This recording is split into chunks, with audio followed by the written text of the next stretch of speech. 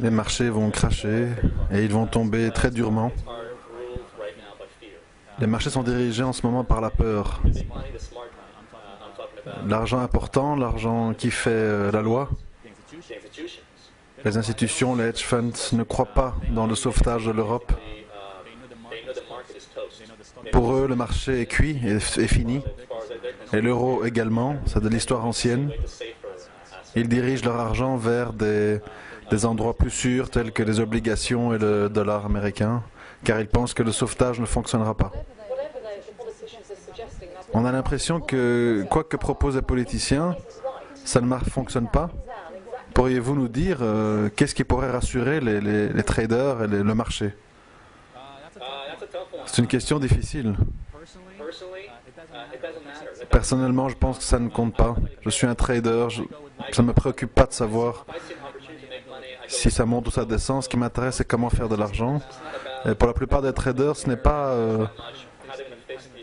un problème de comment on va fixer l'économie, mais c'est plutôt comment ils vont faire de l'argent de cette situation. Personnellement, je rêve depuis 3 ans qu'on ait une grande récession et un grand plongeon. Je rêve de ce genre de moment. Dans les années 30, quand il y a eu la Grande Dépression, ceux qui ont su quoi faire durant le crash du marché ont fait beaucoup d'argent. Et je pense que tout le monde peut faire ça. Pas seulement l'élite ou les traders. C'est une opportunité pour les gens d'investir à bon compte durant un crash. Si vous avez le bon plan qui est préparé, par exemple des positions baissières, des investissements dans les obligations d'État ou le dollar,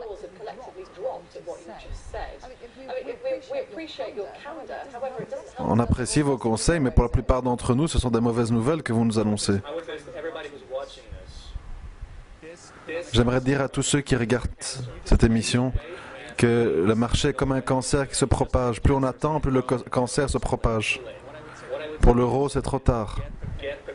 Soyez préparés. Ce n'est plus le moment d'espérer un sauvetage des États. C'est Goldman Sachs qui dirige le monde et plus les États.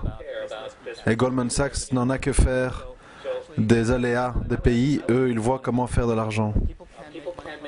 Les gens doivent se préparer pour réussir à faire de l'argent de cette situation dans un marché baissier. La première chose que les gens devraient faire, c'est protéger leurs avoirs, leurs économies.